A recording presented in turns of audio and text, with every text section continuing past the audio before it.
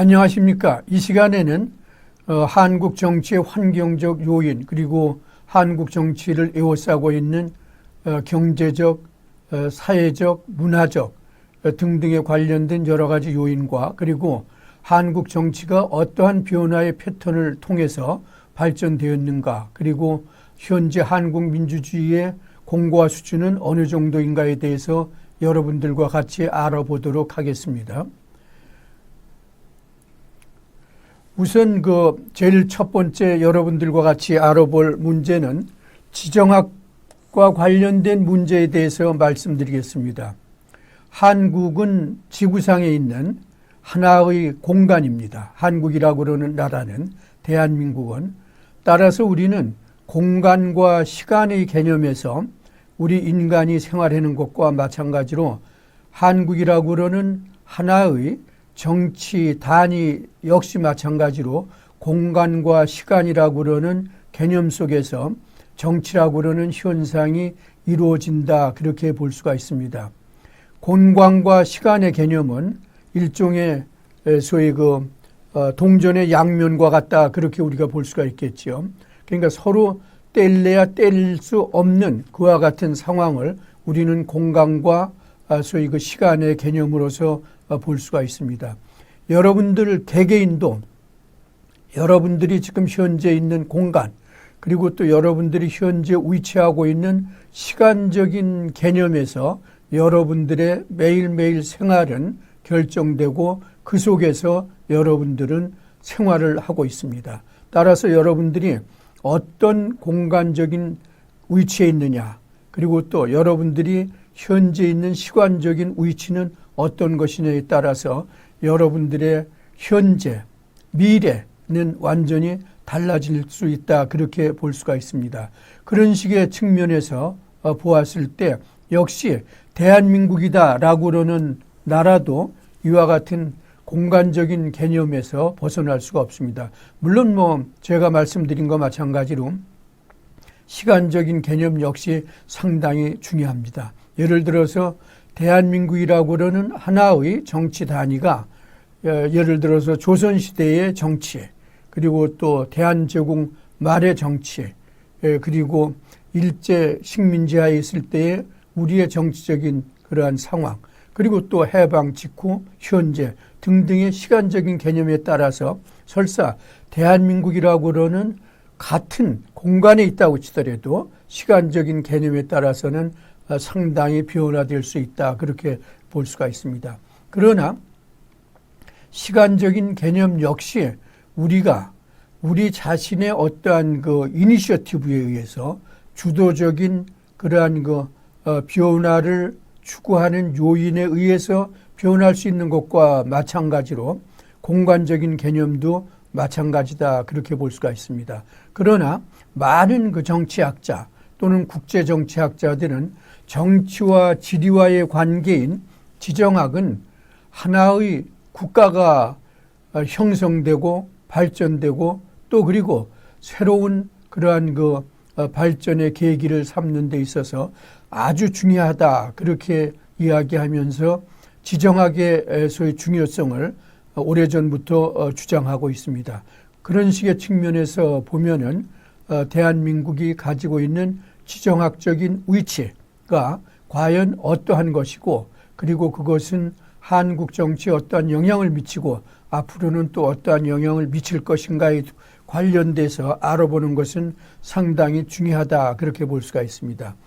일단 지정학은 지리적인 환경이 국가에 미치는 정치적, 군사적, 경제적 영역을 거시적인 관점에서 소위 연구하는 것이다, 그렇게 볼 수가 있습니다. 단순히 정치, 경제, 군사적뿐만 아니라 사회적 또는 문화적 또는 교육적 또는 인류학적 여러 가지가 소위 국가에 미치는 영향이다, 그렇게 볼 수가 있습니다. 이러한 지정학이라고 하는 용어는 여기 있는 것과 마찬가지로 스웨덴의 정치학자인 요한 셀렌이 정치 현상과 지리적 조건과의 관계를 연구한 생활에서의 국가 1916년에 저술된 책인데 이 책에서 처음으로 지정학이라고는 용어를 사용했습니다. 그래서 그 후에 많은 정치학자들 그리고 많은 국제정치학자들은 이 지정학이 하나의 정치 체제의 단위인 국가에 미치는 영향이 상당히 크다. 그러한 것을 이야기하고 있는 것을 우리가 볼 수가 있습니다. 지정학적인 개념에서는 일단 자연적인 국경선의 확립, 다시 말씀드리면 대한민국이 소위 인접 국가와 어떠한 국경선을 가지고 있느냐 그런 것 말이죠. 그리고 또 대한민국 영토와 관련돼서 중요한 해상 통로가 무엇이냐.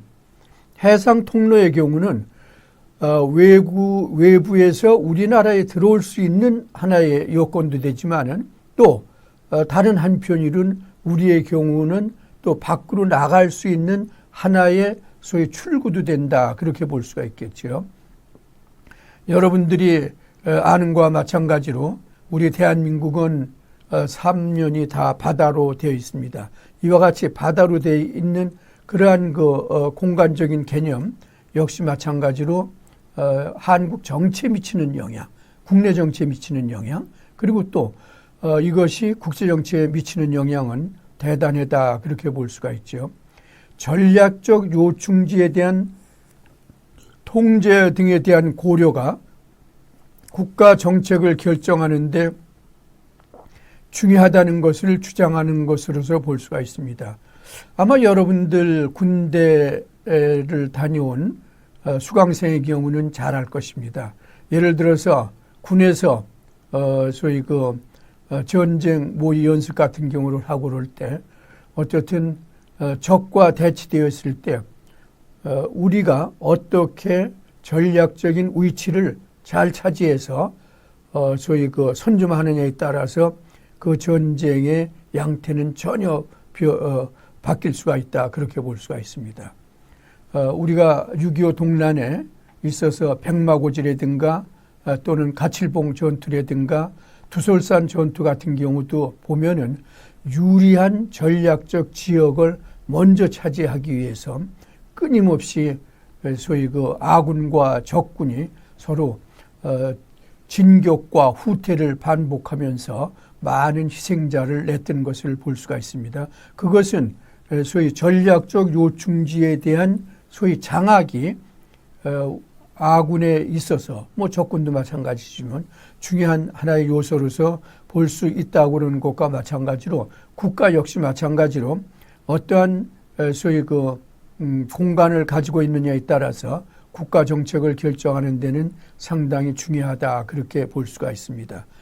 국가의 국제적 행위를 자연 자원의 필요, 인구 증가로 인한 더 넓은 국토의 필요 또는 바다 이르는 통로의 필요 등과 같은 지리적, 경제적, 인구학적 요인 등으로 우리는 이러한 지정학을 볼 수가 있습니다. 앞으로 말씀드리겠지만 과연 우리 대한민국이라고 그러는 공간이 다시 말하면 대한민국이라고 영토가 가지고 있는 자원이 어떠한 자원을 가지고 있느냐. 풍부한 자원을 가지고 있느냐, 지하 자원을 그렇지 않으면 빈약하냐라고 그러는 거죠. 또 물론 같은 자원 중에도 소위 요새 우리가 최첨단 무기에 사용되고 그러는 히트로와 같은 그러한 아주 고급 자원을 가지고 있느냐 또는 물론 과거의 경우는 석탄이나 그런 것이 아주 중요한 자원이었지요. 어쨌든 자원의 어떤 종류의 자원을 가지고 있느냐도 중요한 것이죠. 인구 역시 마찬가지입니다. 인구는 그 나라의 국력의 아주 가장 중요한 요소 중에 하나입니다. 최소한도 인구가 몇 천만은 되어야 예를 들어서 그 나라의 경제가 자급자족을 할 수 있을 뿐만 아니라 대외적인 어떠한 영향력 행사에 있어서 상당한 우위를 점할 수 있다라고 그러는 것을 우리는 볼 수 있지 않습니까? 예를 들어서 중국이라든가 또는 인도 또는 미국, 러시아 이런 나라들이 다 2억 또는 3억 심지어는 7, 8억, 13억, 14, 5억 등의 소위 그 많은 인구를 가지고 있음으로 해서 경제적인 뿐만 아니라 정치적 또는 군사적인 측면에서 상당히 강대국의 소위 그 위치를 점할 수 있는 요인이 되고 있는 것을 우리가 볼 수가 있습니다. 물론 최근의 경우는 정보기술의 발달 등으로 인해서 지정학적 요인에 대한 인식이 과거에 비해서는 다소 좀 후퇴한 면도 있을 수는 있습니다. 그러나 결국 정보기술의 발달이 아무리 된다고 치더라도 결국은 소위 그 나라가 가지고 있는 인구 또는 자원과 같은 경우가 결국은 정보 기술을 발전시킬 수 있는 하나의 요인이 되고 있기 때문에 결국 이 지정학적 요인은 우리가 중요하게 볼 수 있는 것이다 생각되는 거지요. 지정학적 요인 중에서 첫째, 지리적 요소를 우리가 볼 수가 있습니다. 자연 지리적 요소로서의 국가의 지리적 위치, 그러니까 변방에 있느냐 또는 대륙의 중심에 있느냐 뭐 그런 것을 우리가 하나의 지리적 위치다 그렇게 볼 수가 있겠죠. 영토의 크기와 모양, 지리적 측면에서는 그 국가의 영토가 얼마나 크냐 적으냐, 그러나 또 아무리 크다고 치더라도 쓸모없는 그러한 툰트라 지역 같은 경우는 물론 문제가 될 수 있습니다. 물론 최근의 경우는 툰트라 지역 같은 경우도 또 지하에 많은 자원이 있어서 또 다른 측면에서 중요하게 여기는 경우도 있습니다만 과거의 경우는 그런 것은 소위 쓸모없던 동토의 지역으로서 우리가 취급했던 것을 볼 수가 있지요. 또 기후 조건, 예를 들어서 동남아시아 같은 경우는 기후가 소위 그 1년 내내 덥기 때문에 베트남 같은 경우는 소위 농업에 있어서 산모작까지 하는 것을 우리가 볼 수가 있습니다. 그러나 또 일부 국가의 경우는 추운 겨울이 수개월 동안 거의 1년의 반 정도가 추운 겨울이 되기 때문에 그 사회 구성원들이 활동을 하는데 많은 지장을 받고 있는 경우도 우리가 볼 수 있지 않습니까? 그래서 기후 조건 역시 마찬가지로 중요하다 그렇게 볼 수가 있죠. 천연자원, 지하자원, 그 나라에 원초적으로 가지고 있었던 천연 자원이 어떠한 것이냐, 그리고 그것이 소위 과학기술을 발달시키는 원료로 사용되는데 어떻게 사용될 수 있는 그런 자원이냐라고 그러는 것이 하나의 중요한 요소다 그렇게 볼 수가 있죠. 그래서 이런 지리적 요소 같은 경우는 정치체제 안정, 경제 발전, 안보 상황, 사회 체제 등등에 있어서 상당한 영향을 미치고 있다라고 그러는 것을 우리는 볼 수가 있습니다. 이와 같은 예는 대륙 국가와 해양 국가의 차이에서 우리가 볼 수가 있습니다. 대륙 국가, 뭐 중국이나 또는 러시아, 뭐 이런 나라 같은 경우를 얘기할 수 있지 않겠습니까? 중국이나 러시아 같은 경우는 많은 국가와 국경을 접하고 있어서 물론 뭐 워낙 강대국이고 또 대국이기 때문에 주변 국가를 속국으로 또는 지배하에 넣는 경우가 뭐 대부분이기는 했지만은 어떻든 인접 국가와 관련돼서 소위 국방 문제, 안보 문제가 여러 가지 차원에서 상당히 제기됐던 경우를 우리는 볼 수 있습니다. 그러나 해양 국가의 경우는 대륙 국가와는 전혀 다른 그러한 국방 또는 경제 또는 사회, 문화에 있어서 차이를 가지고 있다. 그렇게 우리가 볼 수가 있죠. 여러분들이 해양 국가의 대표적인 영국과 일본의 경우를 한번 볼 수가 있습니다. 뭐 영국이야 과거의 대영 제국으로서 5대양 6대주의 영국의 소위 유니언 잭기가 없으면 유니언 잭 길을 밟고 가지 않으면 갈 수가 없다고 했을 정도로 막대한 그러한 외국의 영토를 지배했던 영국을 우리가 볼 수가 있습니다. 일본의 경우는 다소 영국과는 좀 차이가 있습니다만 어떻든 해양 국가로서 영국과 일본의 경우는 외침으로부터의 소위 안보 문제에 관한 하는 상당히 좀 위치가 잘 잡혀 있다. 그렇게 볼 수가 있죠. 그러니까 외부 세력으로부터 해양 국가이기 때문에 바다를 완전히 바다가 사면이 다 바다로 되어 있는 거 아닙니까? 바닷속의 하나의 섬이기 때문에 외부에서 침입하기가 상당히 힘든 것을 볼 수가 있다. 그렇죠. 또 반대로 이들 국가들은 국가를 발전시키기 위해서 또는 세력을 팽창시키기 위해서는 소위 해군을 발전시키고 또는 뭐 선박을 발전시키고 해서 외부로 이렇게 나가는 그와 같은 소위 진취적인 그러한 그 국민성이라든가 또는 소위 강력한 해군의 육성이라든가 그런 것을 우리가 볼 수 있지 않나 그렇게 봅니다. 또 영국과 일본의 경우는 소위 외부로부터의 문화적인 그러한 유입이 비교적 어렵다. 또 설사 외부로부터의 문화가 침입하더라도 문화가 들어오더라도 그것이 해양 국가이기 때문에 외부와의 상당한 거리 간격이 있기 때문에 자체 내에서 그 문화를 융합시키는 그와 같은 하나의 요소를 가지고 있다. 그렇게 볼 수가 있습니다. 러시아와 미국의 경우는 뭐 대륙이라고도 볼 수가 있겠고 어떻든 세계에서 강력한 군대를 가지고 있는 소위 국가로서 우리가 볼 수가 있습니다. 러시아와 미국은 다 연방제를 하고 있습니다. 그리고 연방제이면서 동시에 대통령 중심제를 하고 있는 그러한 것을 우리가 볼 수가 있습니다. 영국과 일본의 경우는 이제 해양 국가로서 내각 책임제를 하고 있는 그러한 그 정치 체제의 특징을 볼 수 있다고 그러면 러시아와 미국의 경우는 소위 그 연방제와 중앙 집권제의 강력한 그러한 그 통치 체제를 확립하고 있는 것을 우리가 볼 수가 있습니다.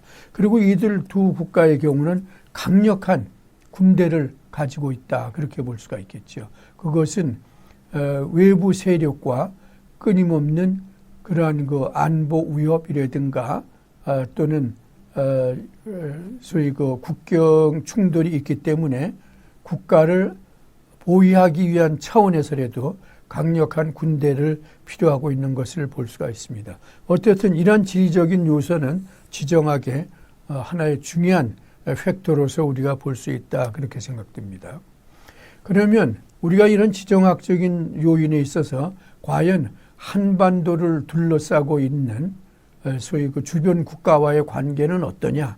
그리고 주변에는 어떤 국가들이 있으며 이들 국가들은 대한민국의 과거, 현재 또는 미래에 어떠한 영향을 주었으며 또 앞으로 미칠 것인가 그런 것 등등에 대해서 지정학적인 요인의 관점에서 보도록 하겠습니다. 여러분들이 대한민국의 지도를 보십시오. 대한민국의 지도는 여기 있는 것과 마찬가지로 사실 중국이라든가 또는 러시아, 일본 등등과 여러 가지로 인접해 있으면서 이들 국가와 오랜 기간 여러 가지 국경 문제뿐만 아니라 때로는 전쟁도 했고 때로는 우리가 한때 식민지라고 그러는 쓰라린 경험도 했던 것을 우리가 볼 수가 있습니다.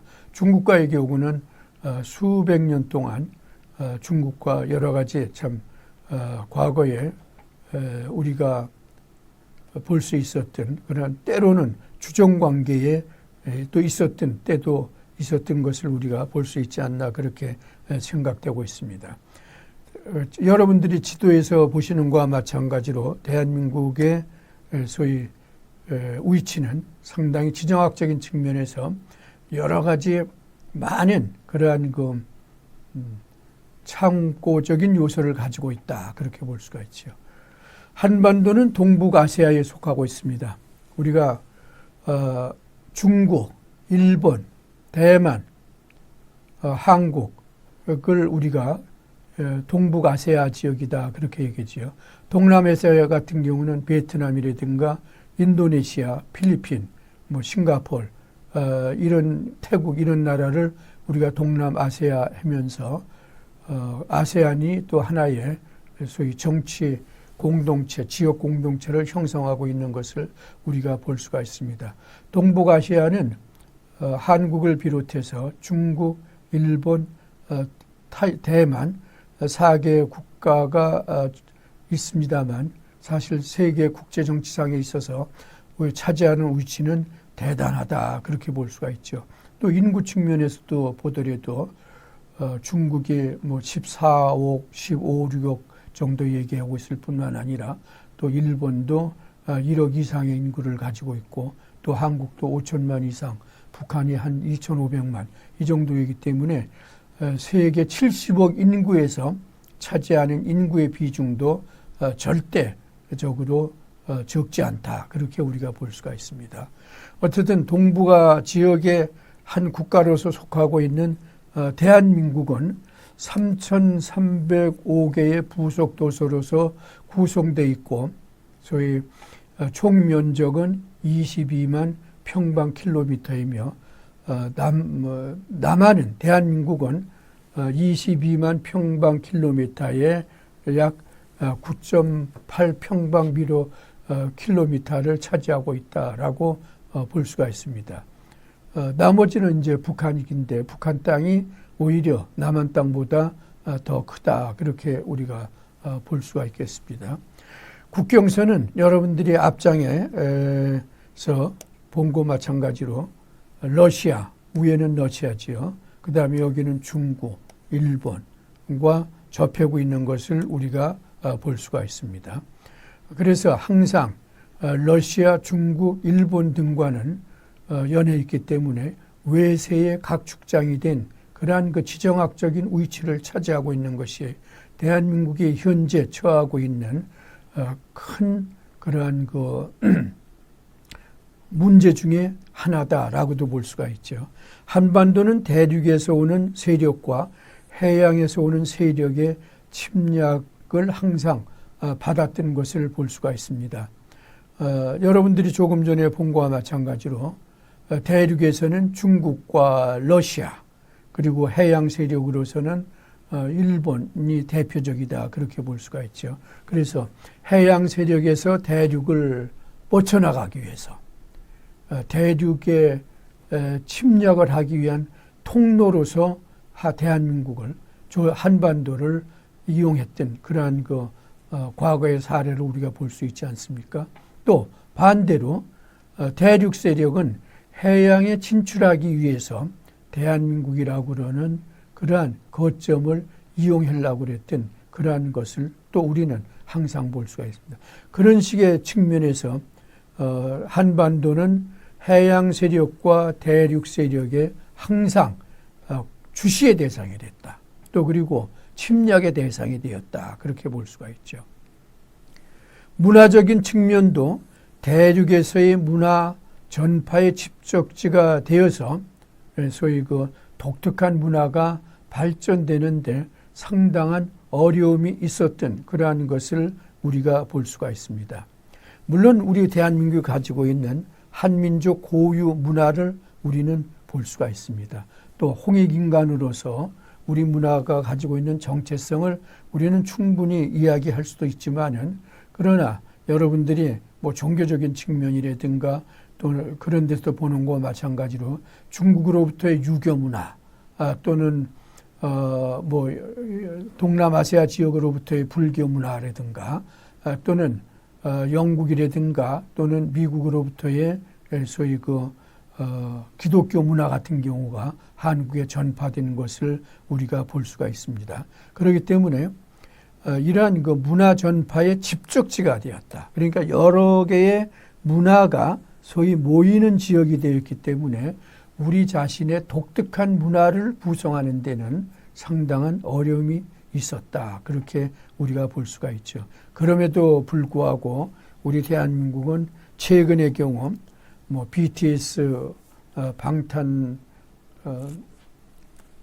소년들의 소위 그 한류라든가 그런 데서 보는 것과 마찬가지로 우리의 독특한 또 문화를 형성하기 위한 많은 노력이 있을 뿐만 아니라 또 그것이 지금의 경우는 많은 성과를 걷고 있는 것도 우리는 볼 수 있지 않나 그렇게 생각이 되고 있습니다. 일본의 경우는 외래 문화가 전파되어 새로운 문화가 형성되고 있다라고 그러는 것은 제가 아까 말씀드린 바와 마찬가지입니다. 일본은 해양 국가로서 외부에서 문화가 침입되더라도 또 문화를 유입하더라도 그 문화를 그대로 받아들이는 것이 아니라 일본화 시켜서 하나의 독특한 문화로서 발전시키고 있는 그런 것도 역시 마찬가지로 지정학적인 측면에서 가지고 있는 하나의 강점이다. 그렇게 볼 수가 있겠습니다.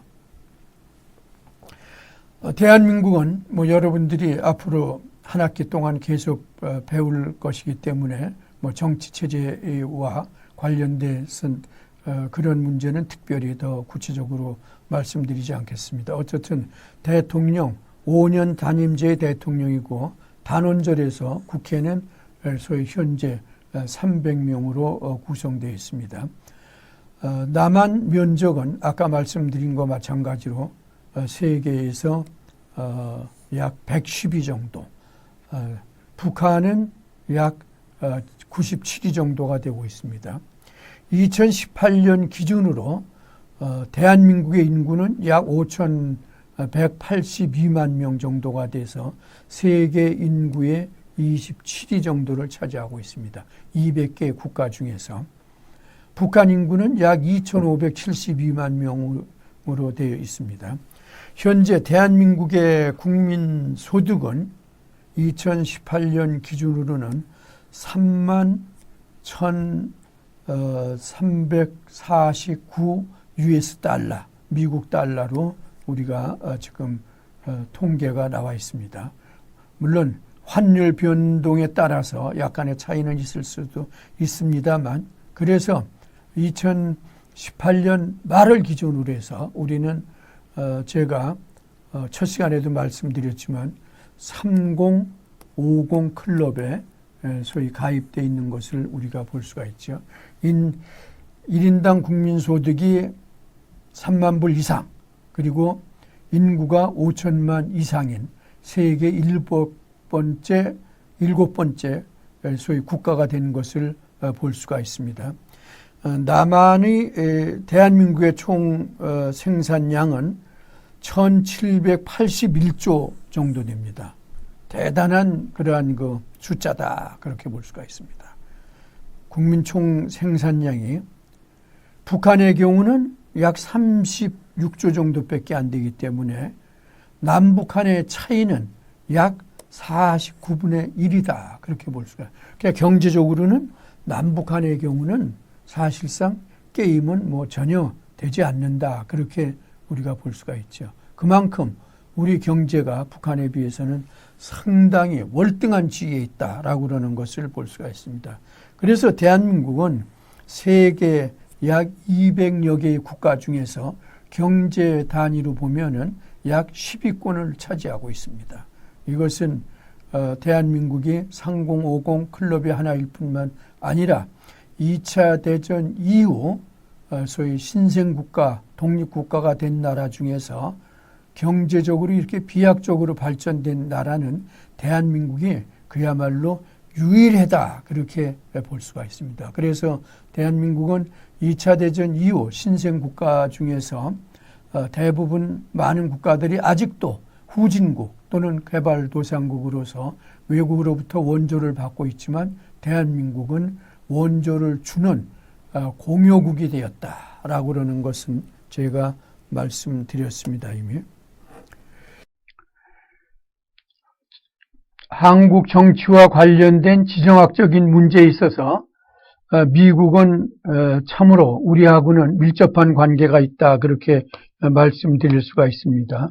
미국의 경우 여러분들이 아시는 바와 마찬가지로 미국은 한국의 지정학적인 측면에 있어서는 중국, 일본, 러시아보다는 상당히 멀지만은 그러나 한국과는 오랜 관계를 통해서 상당히 한국 정치 상황에 있어서 여러 가지 영향을 미치고 있다라고 볼 수가 있습니다. 미국은 뭐 여러분들이 잘 아시는 것과 마찬가지로 상당히 아주 광대한 벌판을 가지고 있는 국가입니다. 그리고 현재 미국에는 한국 교민들이 상당히 많이 살고 있습니다. 그리고 또한 한국과는 정치, 외교 그런 여러 가지 측면에서 많은 관계가 있다라고 그러는 것을 아마 여러분들은 잘 아실 걸로 생각하고 있습니다. 최근 미국의 변화에 대해서 몇 가지 말씀드리겠습니다. 이것은 또 한국 정치와 아주 밀접한 관계가 있는 것으로 볼 수가 있습니다. 미국은 대통령 중심제입니다. 대통령 중심제이고 그리고 현재 미국 대통령은 조 바이든 2021년 1월 20일 날 취임했습니다. 제46대 미국 대통령입니다. 현재 부통령은 카멜라 해리스 부통령인데 최초의 여성 부통령이고 그리고 아시아계 흑인으로서 캘리포니아 주에서 상원의원에 당선되었던 사람입니다. 조 바이든의 경우는 역대 미국 대통령 중에서는 가장 나이가 많은 대통령으로서 우리가 알 수가 있습니다. 그리고 카멜라 해리스는 제가 조금 전에 말씀드린 것과 마찬가지로 미국에서 첫 번째 여성 부통령입니다. 그리고 아시아계 흑인인데 카멜라 해리스는 부통령에 당선된 직후 연설을 통해서 나는 미국에서 첫 번째 여성 대통령이 아니고 역사에 아마 마지막 여성 부통령이 아니고 첫 번째 여성 부통령이다라고 얘기하면서 앞으로 미국에서 여성 부통령이 앞으로 많이 배출될 그러한 가능성에 대해서 이야기함으로써 세계 각국에 있는 여권 신장자들로부터 상당한 주목을 받고 있습니다. 그리고 또 조 바이든이 상당히 나이가 많기 때문에 카멜라 해리스가 아마 부통령으로서는 막강한 권한을 행사하면서 역할을 하지 않을까 그렇게 보고 있습니다.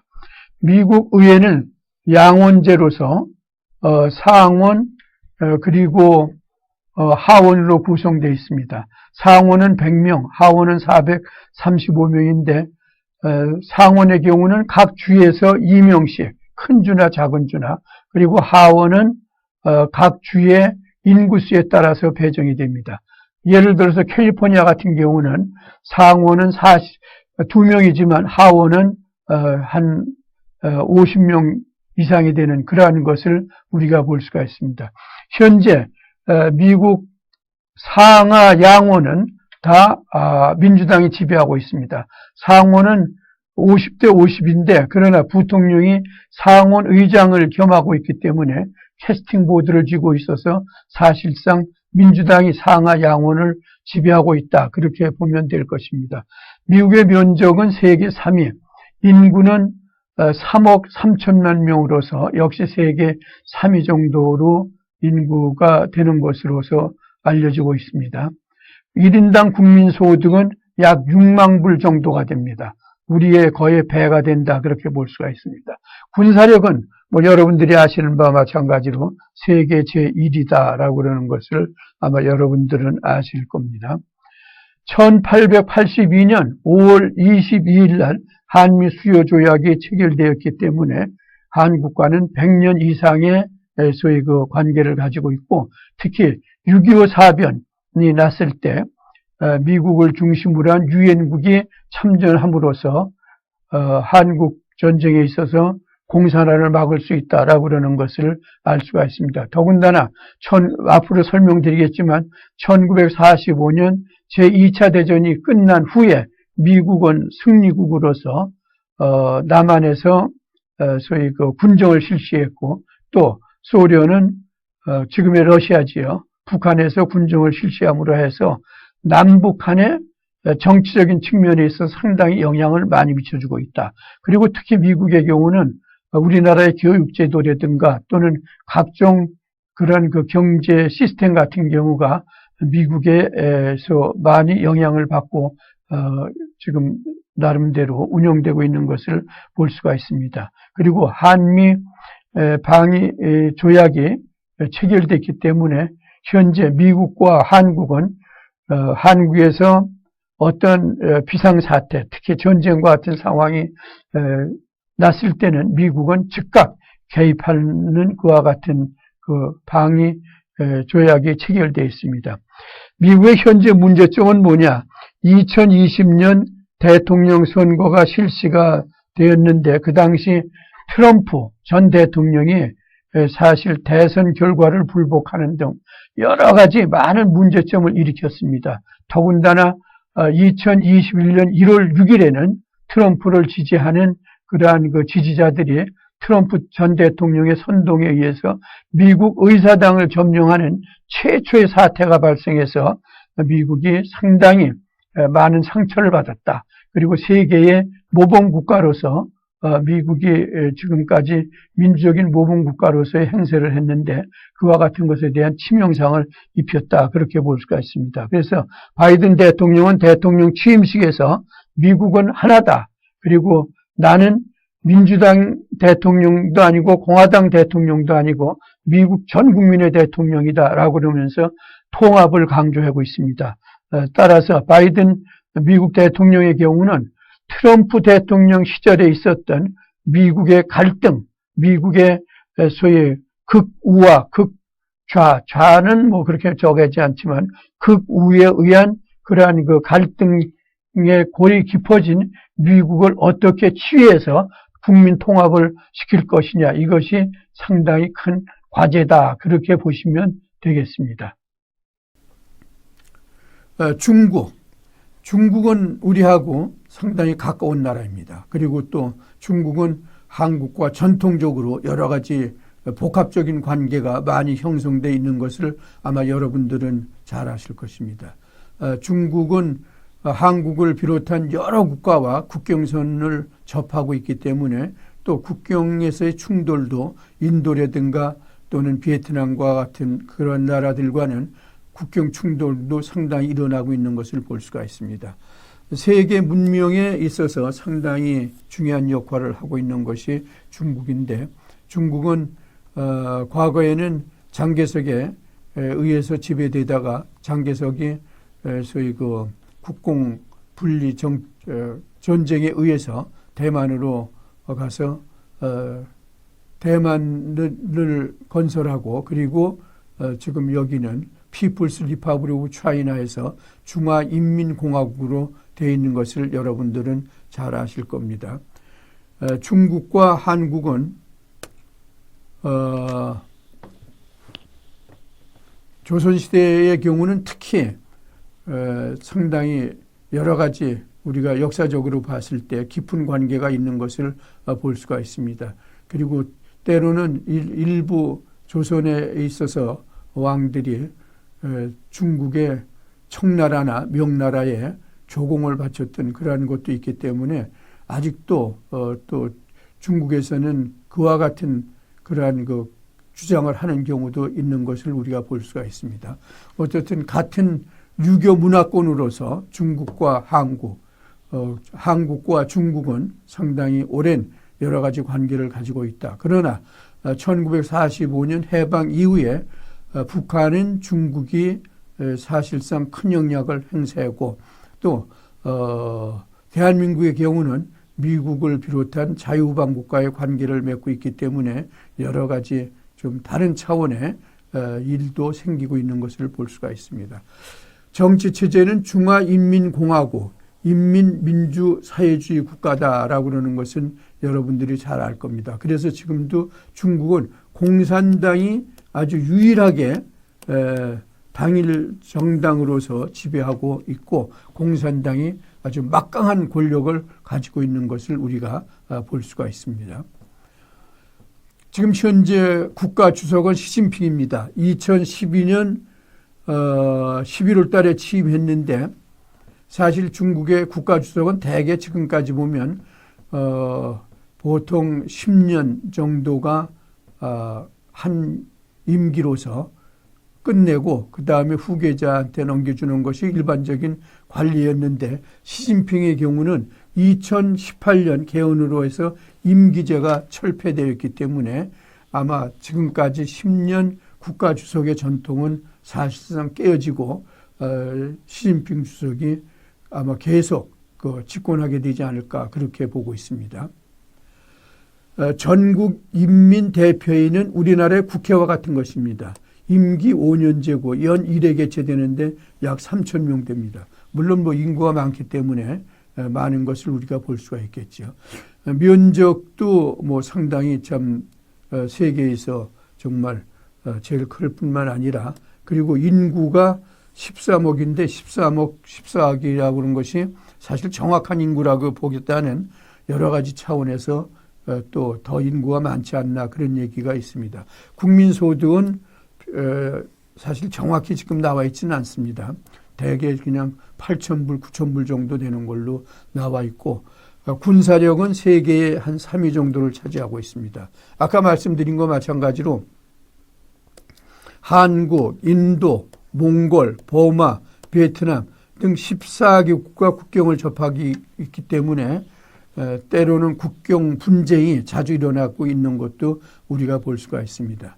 현재 중국과는 한국 전쟁에 있어서 중국이 북한을 지원함으로 해서 사실상 적대 관계였지만은 그러나 그 후 1992년 8월 24일 날 수개함으로 해서 중국과 한국은 특히 경제적인 측면에서는 상당히 아주 밀접한 관계를 가지고 있다. 그렇게 우리가 볼 수가 있습니다. 그러나 중국은 지금 우리가 G2라 그러면 소위 미국과 중국을 얘기하고 있습니다. 그래서 앞으로 세계 질서는 미국과 중국의 소위 두 개의 거대한 강대 위에서 지배되지 않겠느냐 그런 식의 관점에서 봤을 때 미국과 중국과 미국은 상당히 지금 경쟁적인 긴장 관계를 유지하고 있습니다. 특히 트럼프 대통령 시대 때는 아주 중국에 대한 견제라고 그럴까 그런 것이 상당히 심했다 그렇게 볼 수가 있습니다. 바이든 대통령이 취임해도 역시 저는 비슷하다 그렇게 볼 수가 있습니다. 물론 다소의 트럼프보다는 유연한 정책을 쓰겠지만은 그러나 기본적인 관계는 크게 변하지 않을 가능성이 많다 그렇게 우리가 볼 수가 있습니다. 러시아는 과거 소련 연방의 하나였지요. 어쨌든 러시아의 경우도 우리하고 일부 국경을 접하고 있을 정도로 물론 북한하고 이렇게 있는 거지만은 어쨌든 오랜 기간 한국과 러시아의 관계는 여러 가지 소위 경제적인 관계, 정치적인 관계, 또 문화적인 관계가 형성되고 있는 것을 볼 수가 있습니다. 러시아는 현재 이름은 러시안 페더레이션인데 러시안 연방국이다 그렇게 볼 수가 있겠죠. 대통령 중심제고 연임제 6년입니다. 83개 연방으로 구성되어 있습니다. 현재 대통령은 푸틴인데 푸틴은 2000년 3월부터 대통령 총리를 교대하면서 사실상 지금 거의 20년 동안 집권하고 있다. 그렇게 우리가 볼 수가 있습니다. 의회 구성은 양원제로 되어 있는데 연방원, 상원과 그리고 하원, 국가원으로 구성되어 있습니다. 면적은 세계에서 1위입니다. 제일 큽니다. 한반도의 78배, 미국의 1.8배 정도가 됩니다. 인구는 세계 9위 정도, 국민소득의 경우는 그렇게 높지는 않습니다.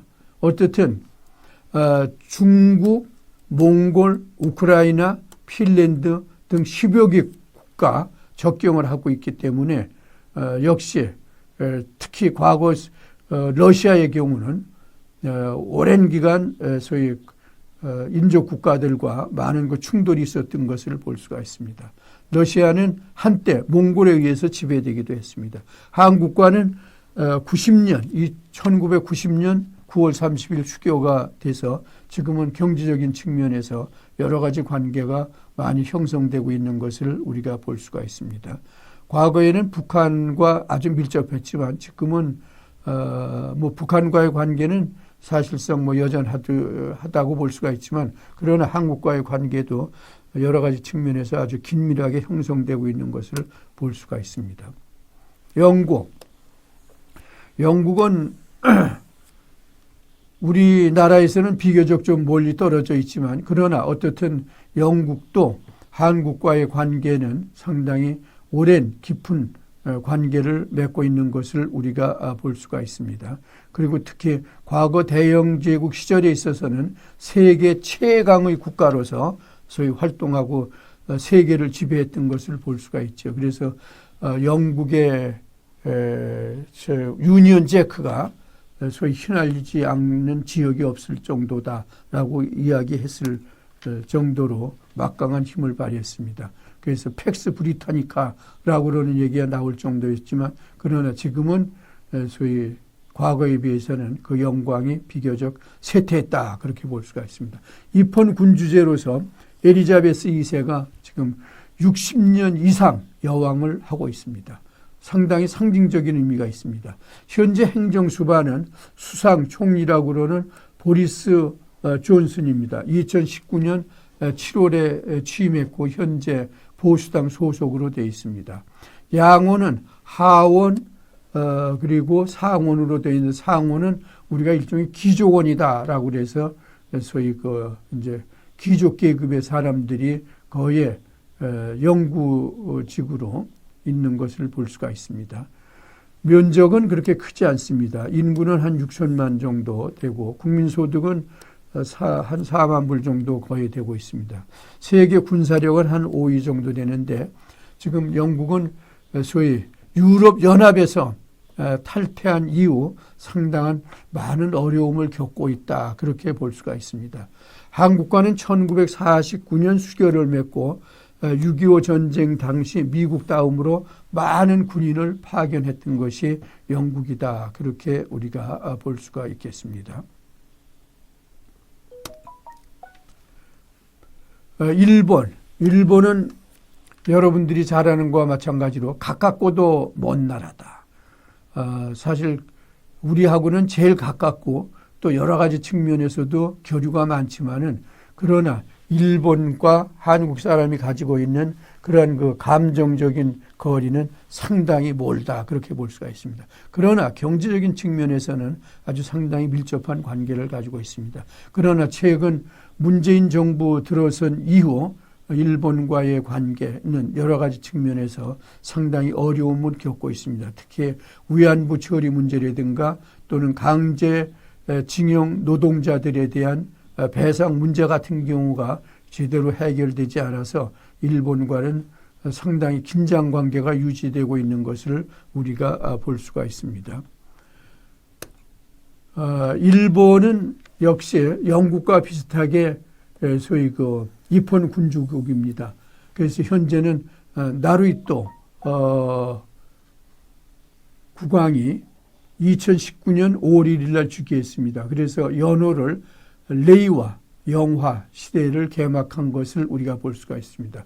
같은 입헌 군주국이기 때문에 영국과 일본은 비슷한 것이 상당히 많습니다. 같은 섬나라다라고 그러는 거. 그리고 또 여러분들 아마 일본에 가서 보셨으면 알겠지만, 일본의 경우는 소위 운전석에 오른쪽에 있는 게 영국하고 이제 같은 그래서 영국으로부터 상당히 문물이라든가 그런 것을 많이 받아들였다, 그렇게 볼 수가 있습니다. 현재 행정 수반은 스가 요시히데입니다.